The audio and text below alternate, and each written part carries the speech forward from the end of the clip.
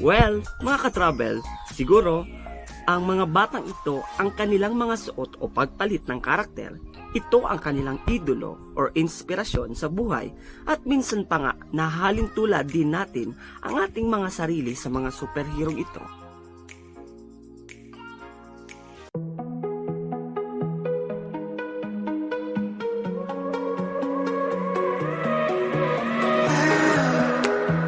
Think there's something going in the wind tonight. Hi, what's up mga ka-travel? This is DJ Maki Tyler, your travel buddy. At ngayong araw, andito po tayo ngayon sa Centro Mall ng Pulangi, Albay, kung saan masasaksihan nyo po ang kakaibang ipapakita natin ngayong vlog. Siyempre yung Superhero Squad Halloween Party ngayong 2022. So since malapit na yung unda, so ibahin naman natin yung ating mga content. So ano naman tayo ng unique na content, no? So ayan, so meron ditong mga cute na mga bata. So papakita natin kung gaano ba yung kanilang mga kakitaan. Ayan, so meron silang mga iba-ibang karakter na ginagaya. Merong Darna, merong Wonder Woman, si Batman, si Spider-Man, at marami pang iba. So meron din mga nakakatakot na ginaya nila si The Killer Bride, at marami pang iba, no? So ayan mga ka-travel, so ano pang hinihintay natin? Huwag na tayo magpatumpik-tumpik pa. So pasok na tayo sa Centro Mall ng Pulangi para makita natin ang mga nagkakitong mga bata at nagagandahan. Talaga namang makikute at ma-amaze tayo sa kanilang mga costume. Let's go!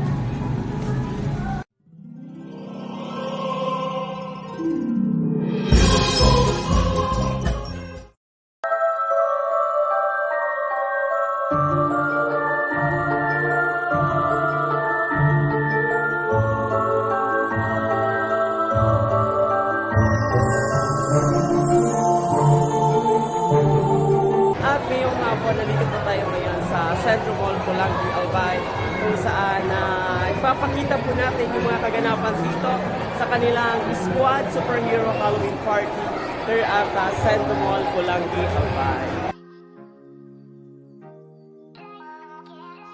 Lahat ng mga bata ay gustong-gustong isuot ang mga costume ng kanilang mga idolong superhero ng ating bansa.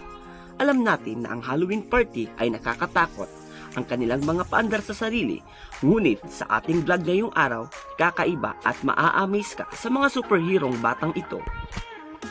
At syempre mga ka-travel, para sa ating adventure dito sa Pulangi, Albay, masasaksihan natin ang mga kaganapan at mga pangyayari dito sa Centro Mall ng Pulangi, Albay.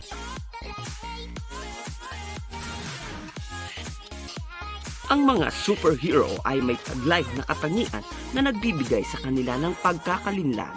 Sila ay may mga iba't ibang uri ng kapangyarihan, hindi mapaparisan ng mga ordinaryong tao tulad ng paglipad, paglaho, pagtakbo ng mabilis at marami pang hindi karaniwang sa isang ordinaryong tao.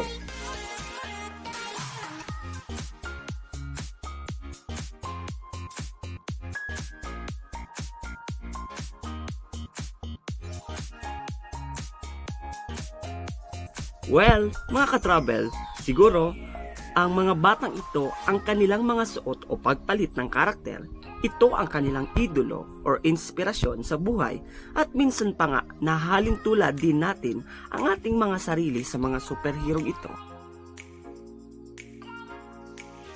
Ayun mga ka-travel, nakita natin ang mga cute na bata at talaga namang pinaghandaan ng kanilang mga magulang. Oo, yung iba nakita natin nandyan yung pinaka number 1 na superhero ng Pilipinas. Syempre nakita natin si Darna. Marami ang gumawa ng Darna dahil sobrang kilalang kilala ngayon si Darna. Siyempre mga ka-travel, sino ba naman ang hindi ma-amaze dahil sa mga kakita ng mga batang ito na minsan lang natin masaksihan ang mga ganitong kaganapan na sila ay nagiging superhero o minsan nga nakakatakot pa ang kanilang mga suot. Pero no, mostly sa mga nakikita nating event is talagang nakikita natin yung mga sumasali sa Halloween party is yung mga matatanda. So ngayon mga ka-travel, kakaiba ang ating vlog gaya nga na sinabi ko sa inyo kanina.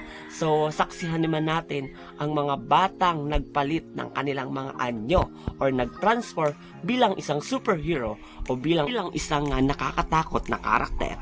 Nakita natin mga katravel ang kanilang paandar at talaga namang pinaghandaan nila at hindi sila nagpatalo. Kita natin yung mga ngiti ng mga bata, sobrang saya.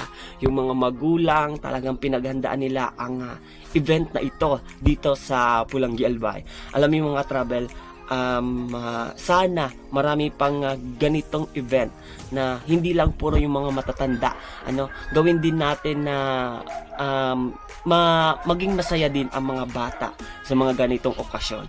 So mostly nakikita natin ang mga ganitong kaganapan is matatanda, ngunit kayang-kaya rin pala ng mga bata.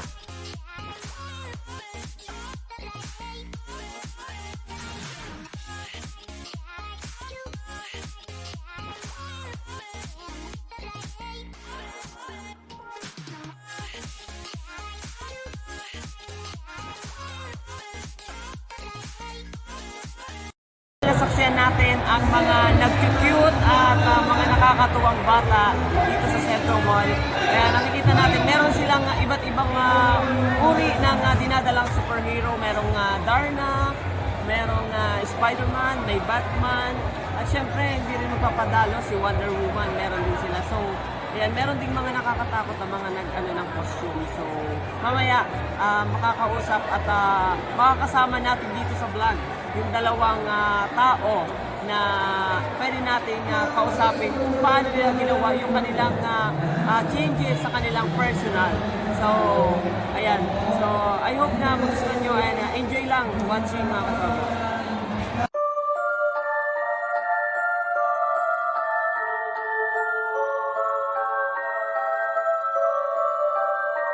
Oops mga ka-travel, huwag kayong mabibigla dahil ang video ito ay paandar lang ngayong Halloween coverage ng ating vlog. At mga ka-travel, nakita nyo ang kanilang mga reaction, kita nyo ang kanilang mukha, nakakatakot, talagang pinaghandaan. Ngunit sila pa rin ay isang ordinaryong tao. Ngunit nagpalit lang ng anyo upang tayo ay malinlang at matakot at ma-amaze sa kanilang itsura.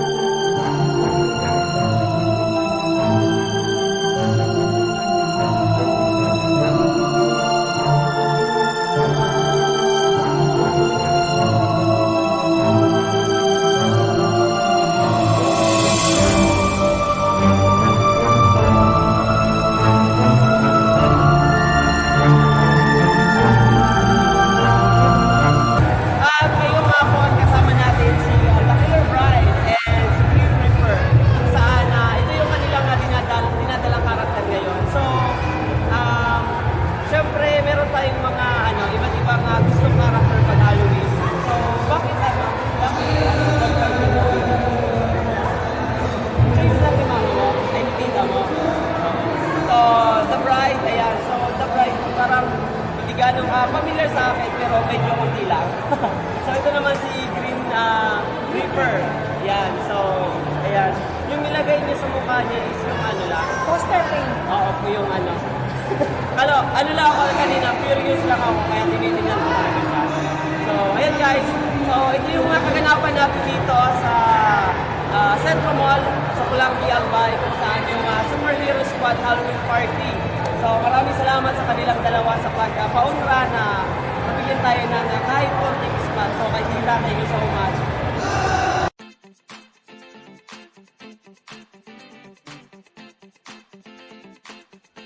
At syempre mga ka-travel, gusto ko din pasalamatan ang Centro Mall Pulangi Albay sa pagbigay ng pagkakataon na tayo ay makapag-cover ng vlog dito sa Centro Mall ng Pulangi Albay. Syempre maraming salamat din sa mga mababait na coordinator ng event na ito. At syempre pagkatapos ng event na ito mga kabady, ito ang kanilang kaganapan. Binigyan sila or nagkaroon ng magic. Talaga namang mas na-amaze pa yung mga batang ito. At syempre mga kabady, Hanggang dito na lang ang ating video. Hanggang sa muli at magkita-kita tayo ulit sa mga susunod nating adventure. Kasama nyo pa rin ang nag-iisang DJ ng inyong puso, DJ Maki Tyler, your travel buddy. Thank you so much.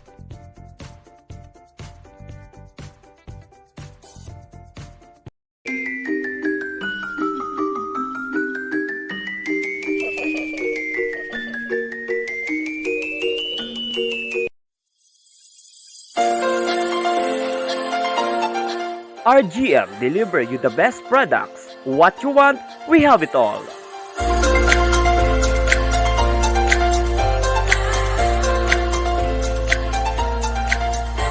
RA The Flower Express. Express your love across the miles.